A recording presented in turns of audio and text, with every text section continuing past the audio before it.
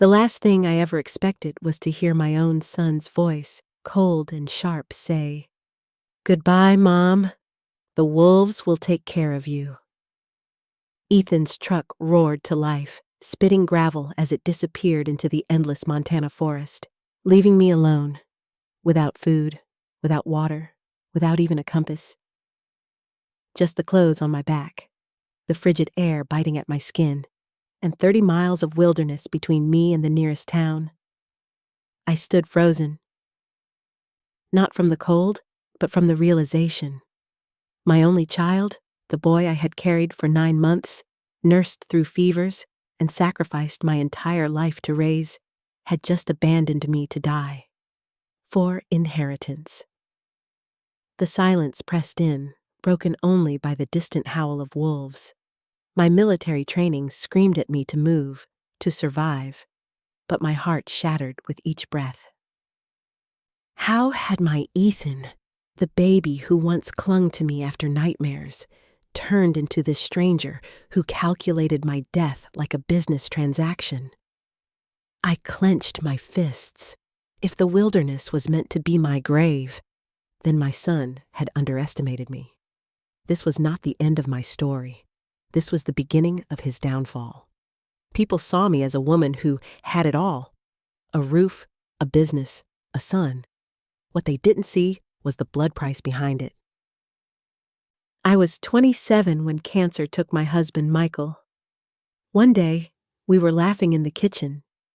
The next, I was folding a flag at his funeral while 5-year-old Ethan clung to my coat, asking why Daddy wouldn't wake up. I buried my tears that day and swore Ethan would never lack love, safety, or opportunity, no matter what it cost me. Money vanished fast. Treatments drained our savings, the mortgage loomed, and bills stacked higher than the grief itself. So I went back to what I knew, rolling up my sleeves, fixing engines, and bleeding sweat in a small garage on the edge of town. Most nights, I came home with grease still under my nails, too tired to cook anything but microwave dinners. Ethan ate them with a smile, and I told myself it was enough. But survival became sacrifice. When he needed private school to escape a rough neighborhood, I found a way. When he said a laptop was essential, I bought one even if it meant skipping meals. Each time I whispered, "This will make him strong," only it didn't. At 16, he demanded a car. I offered a used one. He sneered. Against my instincts, I signed an $18,000 check. Within weeks, he trashed it with speeding tickets I had to pay. In college, the pattern grew worse. $40,000 a year in tuition, endless allowances, his gratitude shrinking while his demands grew sharper. The first time he raised his voice at me, not asking, but demanding $5,000, I felt something crack inside. His eyes weren't those of a struggling young man. They were cold, calculating. I used to hold him during thunderstorms when he whispered, "Don't let the wolves get me, Mom." Wolves were his childhood terror. I promised no wolf would ever touch him as long as I lived. The cruel irony? I kept the wolves away all his life, and in doing so, I raised one. By the time I turned 58, I thought I had finally built a life that resembled stability. My business had grown from a single garage into 3 auto repair shops spread across Montana. The sign above each shop read, "Carter Mechanics," bold red letters that stood like a tribute to every sleepless night, every scraped knuckle, every sacrifice I had made since Michael's death. I wasn't wealthy in the way people imagine, no yachts or mansions, but I had something better: independence. My bills were paid on time, my mortgage cleared, and my shops provided steady work for a dozen families in town. Men twice my size often came to me for advice about engines, and I never tired of showing them that a woman who had once patched soldiers up on the battlefield could just as easily bring a truck back to life. Customers trusted me. They brought their cars, their stories, even their secrets to my shops. "Liz," they'd say, "you saved me again." And I'd smile, because in truth, every repair I made was another stone laid in the foundation of the life I was determined to give Ethan. I lived in a modest but warm home just outside town, surrounded by pine trees that whispered in the wind. From my porch, I could sometimes hear wolves howling in the distance, but now they no longer frightened me. To me, they were a reminder of survival, creatures that thrived in the harshest conditions, just as I had. The irony? I thought I'd finally earned peace. I still carried Sarah's, no, Michael's memory with me every day. His photograph rested on my mantel, beside a picture of 8-year-old Ethan grinning in his Little League uniform. I often caught myself staring at that photo when exhaustion pulled me down. It reminded me why I worked so hard. Ethan himself, though, he was different. While my life blossomed through sweat and effort, his seemed to stagnate. He lived in Seattle, where rent devoured the allowance I sent. Every month he called, his voice full of rehearsed cheer at first, then slipping into demands. "Mom, I need more. 3,000 doesn't even cover the basics." Basics. That word stung every time. I'd survived on instant noodles and coffee for years, yet to him, basics meant expensive apartments and nights out with friends. Still, I kept hoping he'd grow out of it. That maybe one day he'd step into one of my shops, roll up his sleeves, and learn what real work felt like. That day never came. Instead, he began to talk about my business as though it were already his. "When you're gone," he'd joke, though there was never any real humor in his tone, "I'll run the shops better than you ever did." He didn't see the years of sacrifice behind each open door, each satisfied customer. He only saw dollar signs. Yet, despite the cracks forming between us, I held on to the image of my son as a boy. I wanted to believe that somewhere under the arrogance and entitlement, there was still the child who once begged me to keep the wolves away. It's strange how success can blind you. I thought because my shops thrived, because I had built a name respected in the community, my family life must eventually heal too. That Ethan would see the legacy I had built for him and finally learn gratitude. But success in business doesn't guarantee success at home. And while I was busy building an empire from grease and grit, my son was quietly building something else. Resentment, envy, a hunger for more than I was willing to give. So when he called one afternoon, his tone uncharacteristically warm, suggesting a camping trip. "Just you and me, Mom, like old times?" I wanted desperately to believe him. I wanted to think the business had finally given us the freedom to reconnect, to rebuild what had been broken for so long. I couldn't see the trap hidden beneath his invitation, because in my mind, I wasn't just a mechanic or a survivor. I was still a mother, and mothers, even successful ones, are always willing to give their children one last chance. The first sign should have been his smile. Ethan met me at the airport with a grin so wide it looked carved, not worn. His hoodie was damp from the drizzle, sneakers squeaking on the tiles. "Mom, you made it! Perfect timing! They just called for boarding!" His voice was bright, too bright. I studied him the way I used to study wounded soldiers, looking past the surface for the hidden pain. Or in this case, the hidden lie. His eyes twitched, darting away from mine too quickly. But when he wrapped his arms around me, for a moment, I allowed myself to sink into the hope that this really was what he said it was, a second chance. We boarded the flight to Montana, and he talked the entire way. About fresh air, about the beauty of the mountains, about how camping would clear his head. He even asked me about my old survival tricks from the military. How do you start a fire in the rain? How do you know if water's safe to drink? His questions were rapid, scribbled into a napkin like notes for an exam. At the time, I thought he was finally taking interest in me. Now I realize he was preparing. When we landed, Ethan rented a truck. I noticed his backpack looked brand new, tags still dangling from the zippers. At the outfitter's store, he insisted on buying high-powered flashlights, emergency flares, and rope. The clerk, a scarred old man with the eyes of someone who knew the wilderness better than his own living room, raised a brow. "Planning to get lost out there?" he asked. Ethan laughed too quickly. "Just being prepared." But it wasn't preparation, it was theater. The drive into the forest was long, the mountains rising like jagged teeth on either side of the road.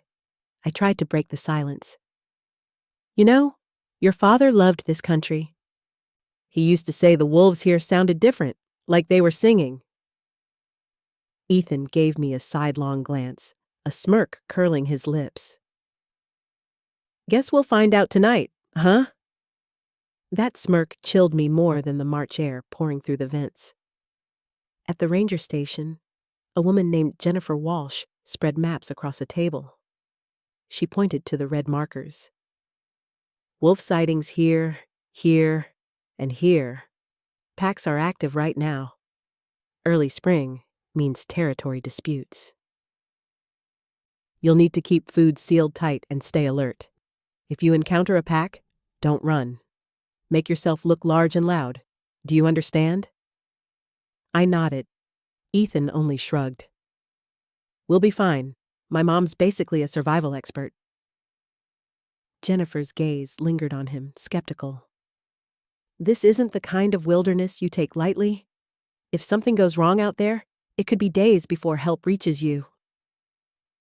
Those words echoed in my head as we signed the liability waivers. That night, our campsite glowed with firelight. Ethan roasted marshmallows like when he was a boy, but his laughter felt hollow. His questions about my past kept coming, sharper now. "How do you know when someone's lying? What's the first sign?" "Body language, inconsistencies, avoiding eye contact." I stirred the fire. "Why?" "Just curious." He smiled, but it didn't reach his eyes. Later, he offered to take the first watch. That was the second sign. Ethan had never shown interest in sitting awake in the dark, listening to forest sounds. Through the thin fabric of my tent, I heard him moving, pacing, then silence. Too much silence. The kind of silence that comes from someone waiting. Dawn broke cold and brittle. When I unzipped the tent, Ethan was already at the truck, methodically packing every piece of survival gear back into it. The GPS, the rifle, the food containers, even the emergency beacon, gone. "What are you doing?" I demanded. He flinched, then straightened, his face tightening. "Change of plans. We're leaving. We had 3 more days here." His jaw clenched. "Not we. You." It was then the mask slipped completely.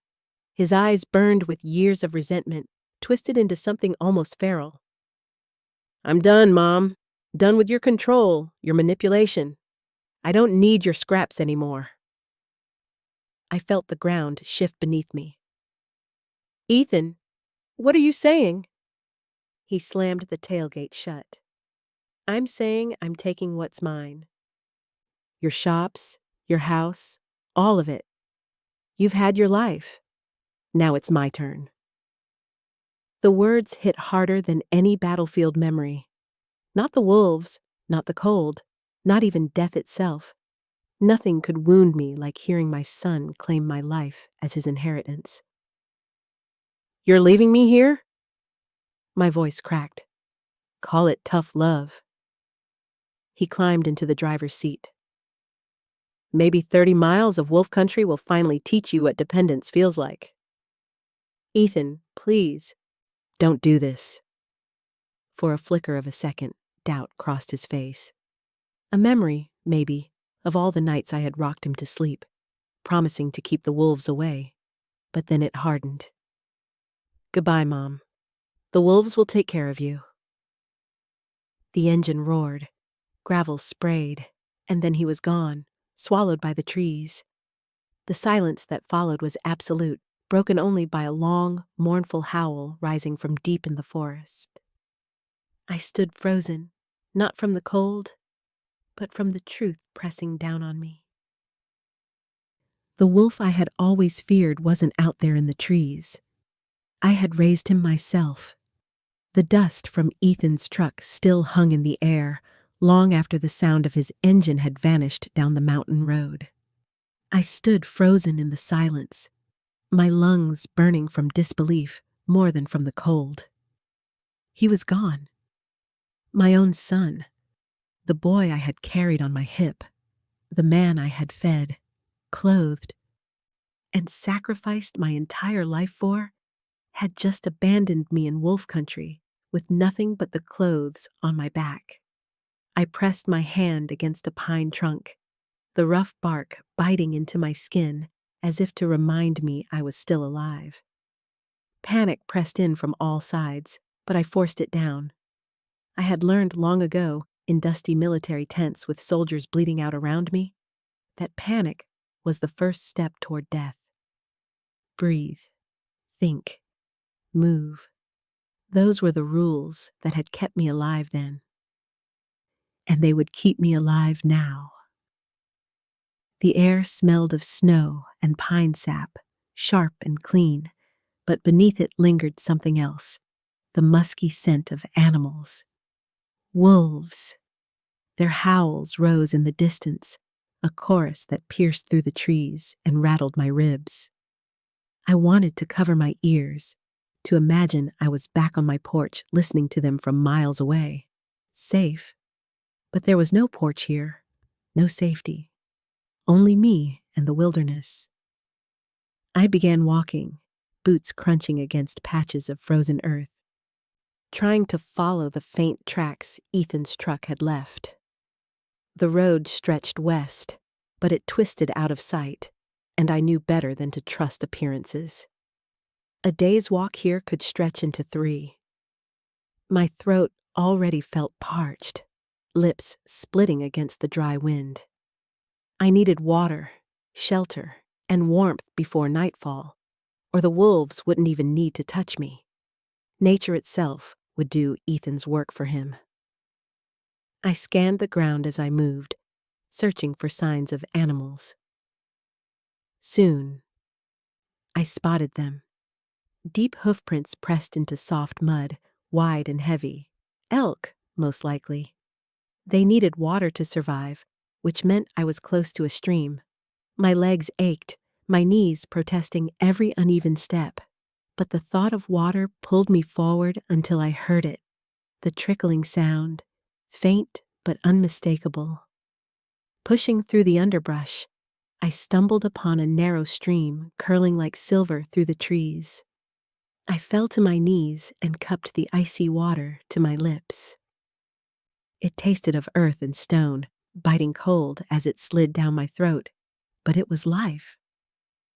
My reflection stared back at me from the surface, dirt-streaked, eyes wide with fear, but still here, still fighting.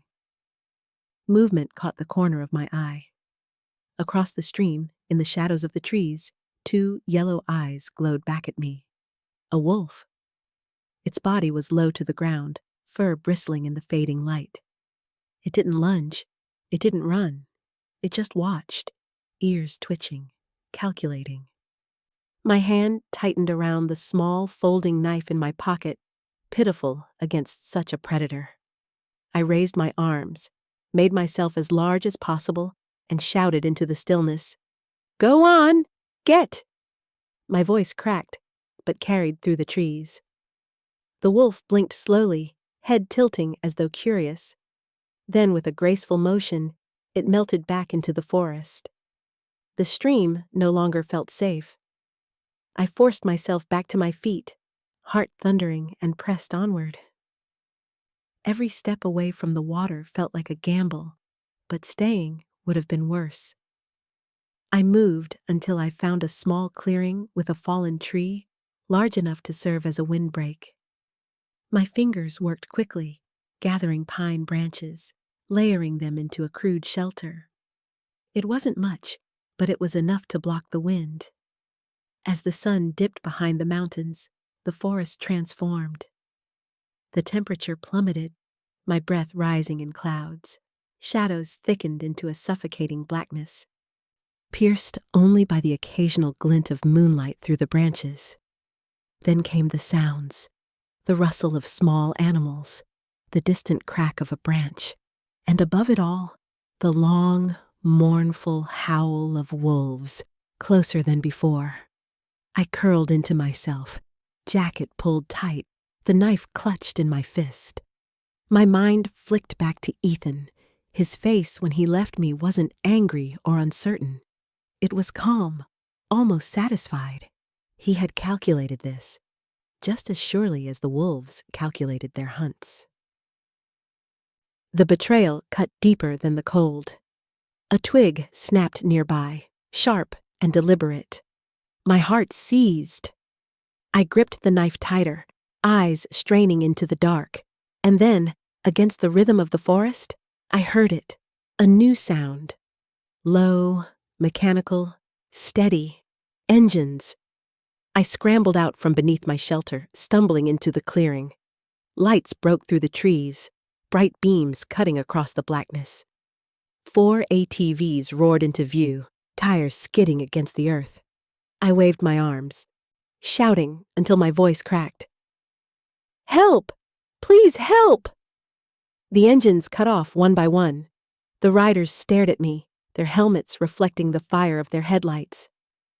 One removed his helmet, revealing a weathered face lined with years of outdoor living. His eyes, sharp and steady, narrowed as he studied me. "Ma'am, what the hell are you doing out here alone?" The words ripped something open inside me, and everything came spilling out. "My son, he brought me here. Said we were camping." "Then he took the truck, the supplies, everything. He left me. Said the wolves would finish me." The man's expression shifted from skepticism to horror. He swung down from his ATV and extended a calloused hand. "Name's Mark. Used to be a ranger in these parts. We're getting you out of here." Relief hit me so hard my knees buckled. I gripped his hand as if it were a lifeline. Around us, the others dismounted, their faces etched with disbelief and pity. One woman handed me a water bottle. I drained it greedily, the taste of plastic and chlorine never more welcome. Mark guided me to the back of his ATV. "There's a ranger trail. It'll take us 90 minutes to reach the lodge. If your boy took the main road out, he won't be back for hours. You'll beat him there." The words sank in slowly. Beat him there. Get back before him. My heart shifted, no longer thundering with fear, but with something colder, sharper. If I returned before Ethan, I wouldn't just survive. I could confront him. Expose him. Make him face the truth. As the ATVs roared back to life and carried us into the night, I clutched my knife still in my hand, though I no longer needed it for wolves. My son had thought he'd left me to die, but he had forgotten one thing. I had been fighting off wolves my entire life. And this time, the wolf that betrayed me wouldn't see me coming. The warmth of the motel room felt almost unreal after the bone-deep cold of the forest.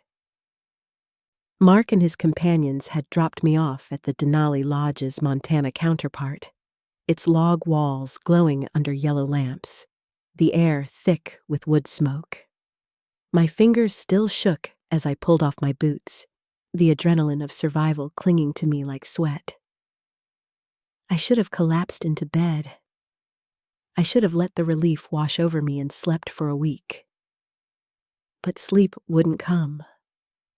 Not when I knew Ethan would be back soon, thinking I was dead, rehearsing whatever false grief he planned to parade. My son had set a trap for me in the wilderness. Now, it was my turn to prepare one for him. Mark knocked softly and stepped inside. He carried himself with the quiet steadiness of a man who had seen too much of nature's cruelty. "You holding up?" he asked. "I'm alive," I said, my voice steady, though the weight in my chest felt heavier than stone. "That's more than he expected," Mark muttered. He glanced at the desk, where I'd spread the documents I had carried with me. Papers my lawyer in Seattle had drawn up weeks ago. Papers that suddenly felt prophetic. The will, revised after years of disappointment. Every cent, every asset was to go to charities, scholarships, and a fund in Michael's name. Ethan would inherit nothing. "You had this ready?" Mark asked, raising his brows. "Something in me knew," I admitted quietly. I'd seen the way he looked at me lately, like I was a number, not his mother. My hands smoothed the papers as if by instinct. "But words on a page aren't enough. I need proof. If I confront him without evidence, he'll spin the story, twist it, make it sound like I abandoned him. He's done it before." Mark leaned against the wall, arms crossed. "You want to gather evidence? Catch him saying the quiet part out loud." "Yes," I whispered. "I want the world to hear him admit what he tried to do. I want his voice on record when he tells me he left me to die." For a moment, Mark said nothing. Then he nodded slowly. "I've got gear. Cameras, recorders.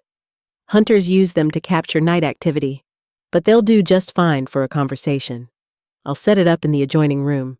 When he walks through that door, every word will be captured." I exhaled, tension easing just slightly. "Would you really help me with this?" He met my gaze, and for a moment I saw in him the same fire I once carried on the battlefield. "What your son did isn't just betrayal, it's criminal.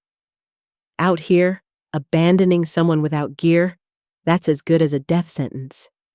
I've seen people die for less. He needs to answer for it. And you..." He paused. "You need closure." Together we arranged the room like a stage. The will lay open on the desk, the papers positioned where Ethan's eyes would fall first. Mark tested the camera's angle, adjusting until it had a clear view of the desk and chair. In the adjoining room, he placed a second recorder, the red light blinking softly. "Once he starts talking, don't push too hard," Mark advised. "Let him boast. Let him explain himself. Men like that can't resist proving how clever they are." I nodded, though bile rose in my throat at the thought of hearing Ethan brag about leaving me to die. But he was right. I had to endure it, just as I had endured nights of pain and loss before. When Mark left to take his position, I sat alone in the silence. My fingers traced the edges of Michael's photograph, the one I always carried. "I failed him," I whispered to the empty room. "I failed you. I thought giving Ethan everything would honor your memory, but all it did was hollow him out." The hours crawled by. Every creak of the floorboards, every slam of a car door outside made my chest tighten.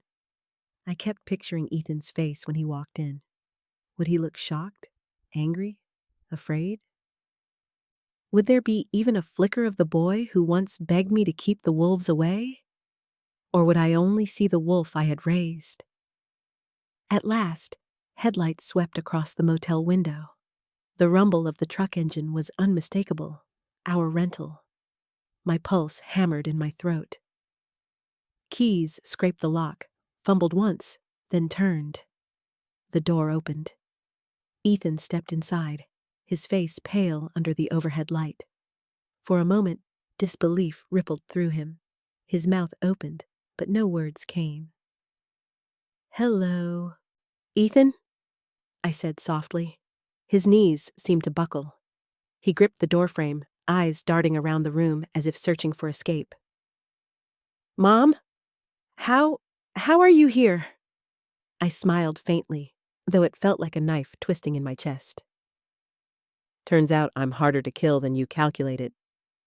He swallowed hard, sweat glistening on his forehead despite the cool air. I don't understand. You left me 30 miles into wolf country without food, water, or gear, I said, keeping my voice calm. Steady. You thought I'd never make it back, but I did. I tapped the documents on the desk. And you'll notice things have changed. His eyes locked on the papers, his face drained of color.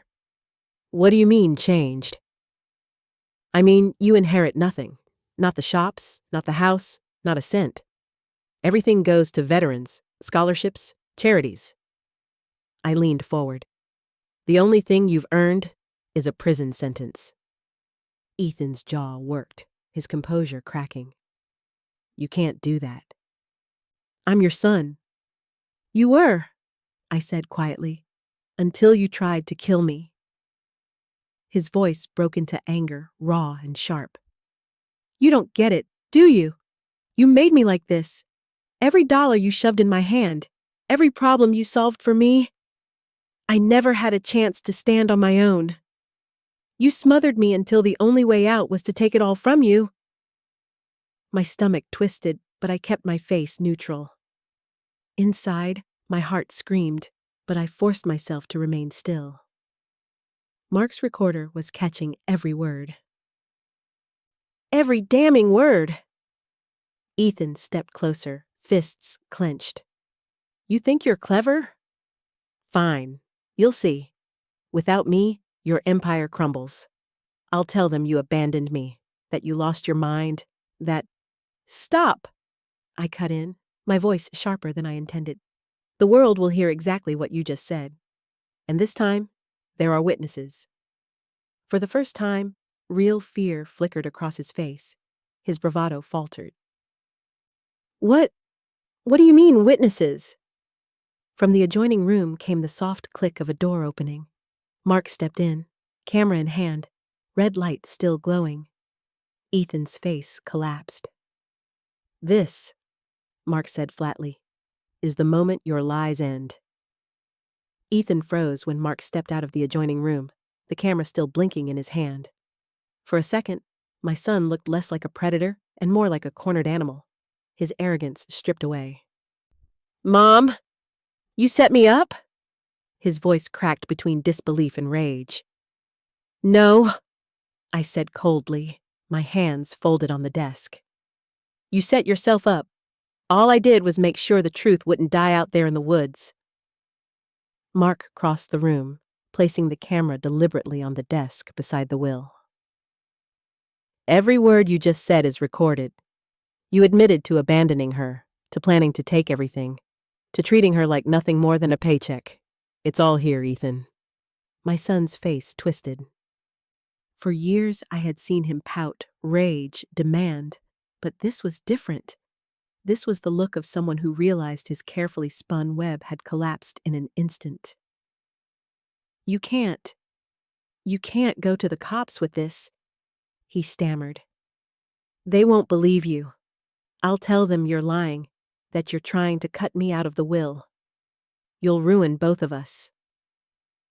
I leaned forward, letting him see the steadiness in my eyes. You already ruined us. The day you left me to the wolves, there was no going back. Ethan's hands shook. He tried to form another protest, but no words came. He had always been a boy who thought bluster could replace backbone. But now, with the evidence laid bare, he had nothing left to hide behind. Mark stepped closer to me, lowering his voice. Liz, we have enough to go to the authorities. The Rangers, the police, they'll eat this up. Attempted murder in Montana wilderness isn't a joke. He'll do time. The thought struck me like a hammer. My son in prison, stripped of his freedom, His name dragged through headlines. A part of me wanted to recoil, to pretend this could still be fixed. But then the memory of the truck pulling away slammed back into my chest. The sound of his voice. "Goodbye, Mom. The wolves will take care of you." I turned to Mark. We need more than prison. I want this to follow him for the rest of his life. I want him to understand that betrayal has consequences that don't vanish after a few years behind bars. Mark raised an eyebrow. "What do you have in mind?" I looked down at the will. The papers spread like cards in a game I had already won. He wanted my inheritance so badly, he was willing to kill me for it. Fine. I'll give him exactly what he wants. The chance to inherit nothing. Every business, every account, every piece of property, it's gone to charity. He'll get to live with the knowledge that his plan backfired so completely that all he accomplished was destroying his own future. Mark nodded slowly. That's poetic. But you'll need to make sure the legal side is airtight. File the documents, transfer the assets, make it so there's no loophole he can crawl through. I've already started, I said. My lawyer in Seattle has the drafts. Tomorrow morning, I'll finalize everything. By the time Ethan stands in front of a judge, he'll know he's lost everything. Ethan finally found his voice again, though it was shaking. You can't do this to me, Mom. I'm your son, blood, family. I met his gaze and felt nothing but exhaustion. Family doesn't leave each other to die. Family doesn't turn wolves loose on their own. Whatever you were, Ethan, you aren't my son anymore. You gave that up the moment you turned the key in that truck. His face twisted with fury. He lunged toward the desk, grabbing for the camera. Mark intercepted him in a flash, slamming him back against the wall with the practiced ease of a man who'd broken up more than one wilderness brawl. Ethan struggled, snarled, but Mark's grip didn't falter. "Careful, boy," Mark said evenly. "You're already deep in the hole. Don't dig it further." For the first time in my life, I saw Ethan afraid, not of wolves, not of hunger, but of the cage tightening around him. When Mark released him, he slumped into the chair, chest heaving. I turned away from him, refusing to let his fear sway me. If I weakened now, if I let pity guide me, he'd twist it again, find a way to make himself the victim. Instead, I focused on the plan. First, I would file the will in the morning, sealing his financial fate. Second, I would hand the recordings to the police, ensuring his words were preserved beyond denial. Third, I would speak with the ranger station, making sure his abandonment was documented as the crime it was. It wasn't revenge. It was justice. Mark stayed that night in the adjoining room, the equipment still humming softly as it processed the evidence. I barely slept, my mind running through every possibility, every step. When dawn crept through the blinds, painting the room in gray light, I felt a clarity I hadn't felt in years. For so long, I had lived for Ethan, his education, his comfort, his demands. Now, for the first time, I was living for myself, for Michael's memory, for the legacy of my work. Ethan had wanted me gone so he could take everything. Instead, he would be left with nothing but the knowledge that his betrayal had destroyed the very future he thought he was securing. When I walked out of the motel that morning with Mark beside me, the papers clutched in my hand and the recordings stored safely, I no longer felt like prey left for the wolves. I felt like the hunter. And this time, the wolf I had raised would learn what it meant to be caught. The Anchorage police station was small, more like a cabin with a badge than the gray fortresses I'd known in bigger cities. But inside, the air felt heavier than any battlefield hospital I had ever worked in. The hum of fluorescent lights vibrated above my head as I sat at a steel table. The will, the recordings, and my sworn statement spread out like weapons. Detective Sarah Martinez leaned back in her chair, arms crossed, studying me with sharp brown eyes. She had the calm, watchful expression of someone who had spent years sorting truth from lies. "Mrs. Carter," she said at last, tapping the recorder Mark had handed over. "I've been investigating wilderness abandonment cases for 8 years.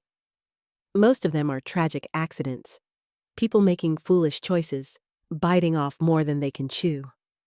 But this," she shook her head slowly, "this is different. This is premeditated." My throat tightened, but I forced myself to nod. "My son didn't make a mistake. He planned this. He left me with nothing. He told me the wolves would finish the job." Martinez clicked the recorder on. Ethan's voice filled the room, sharp and venomous. "You think you're clever? You made me this way? I'm done with your control. I'll take what's mine." The words echoed against the walls, undeniable. Mark, seated beside me, folded his arms. "He admitted everything. We caught it clean. No way to spin it." Martinez's eyes flicked toward the observation window. On the other side of the glass, Ethan sat in handcuffs, his hoodie wrinkled, his face pale. For the first time, I saw my son without the armor of arrogance. He looked small, almost boyish. But then I remembered the gravel spraying as his truck disappeared, his voice cold as steel. "Goodbye, Mom. The wolves will take care of you." The detective leaned forward.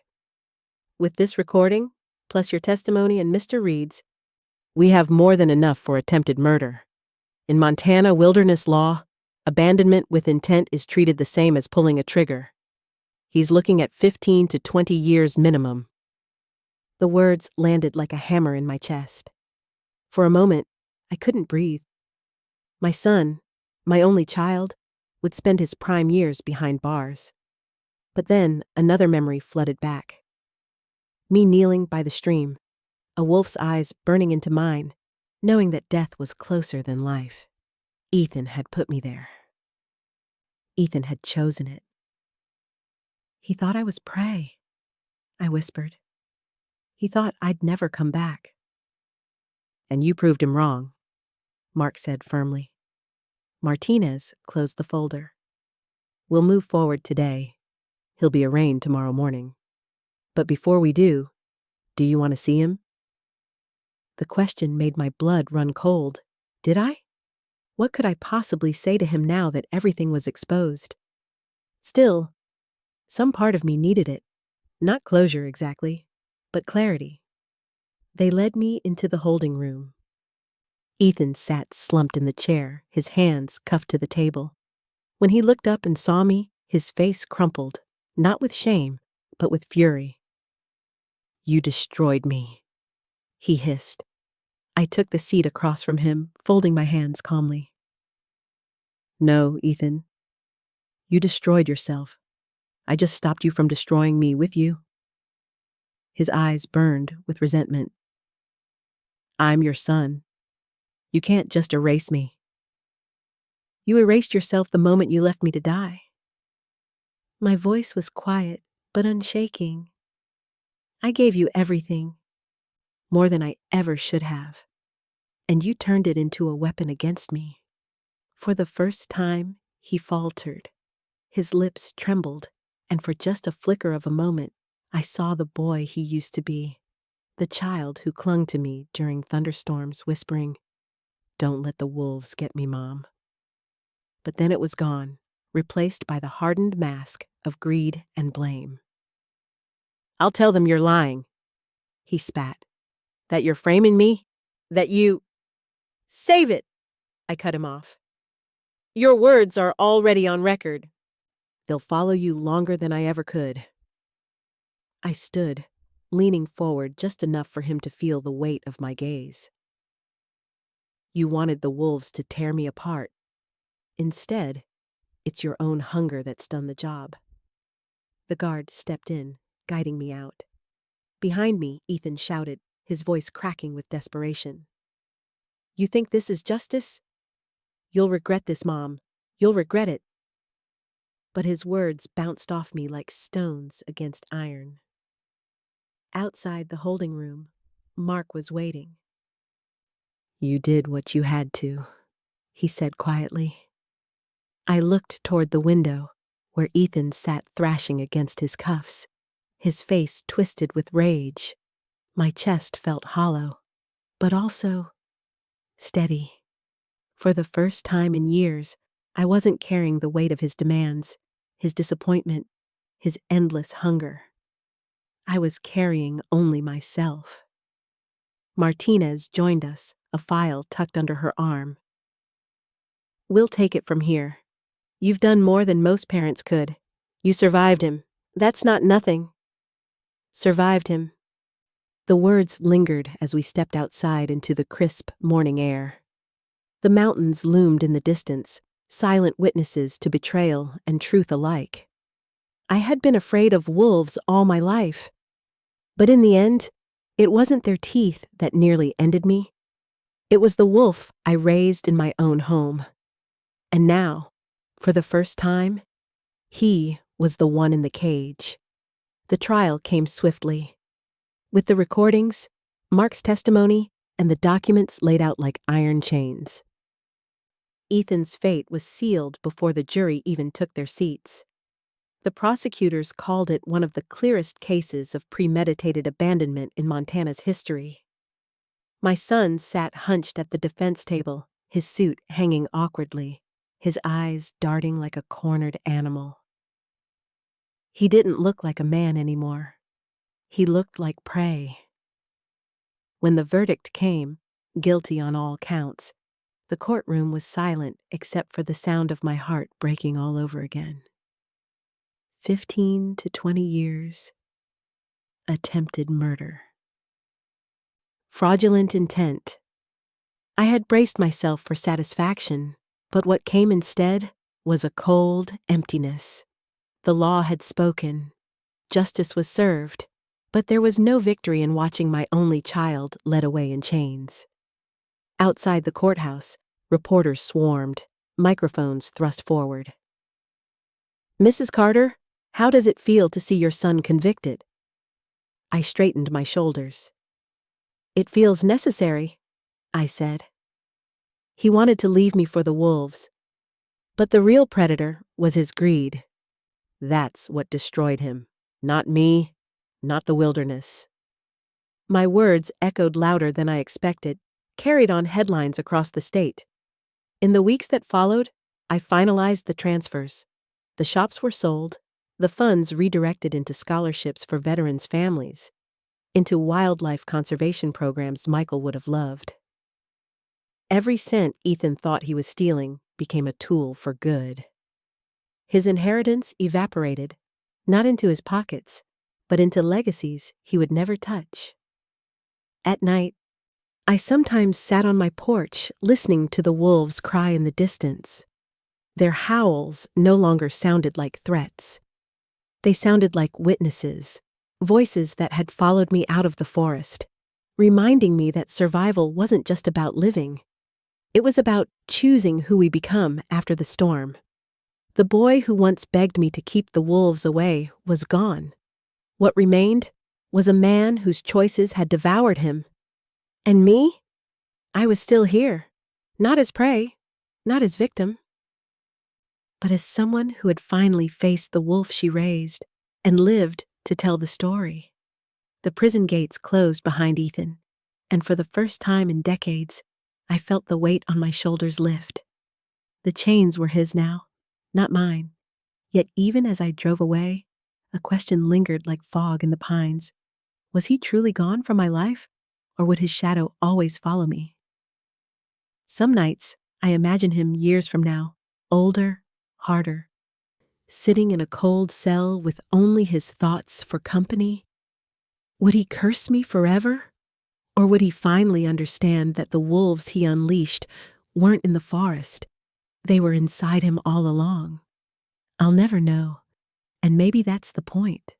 Because survival isn't about erasing the past. It's about living with it, learning from it, and moving forward no matter how deep the scars. The wilderness taught me that. The wolves reminded me, and Ethan proved it beyond doubt. This story isn't just about betrayal. It's about endurance, justice, and the brutal truth that sometimes the greatest danger comes not from nature, but from our own blood. The wolves didn't kill me. My own son did. Tell me, what would you do if the wolf lived under your roof? Comment below, share this story, and hit subscribe for more stories. Thank you.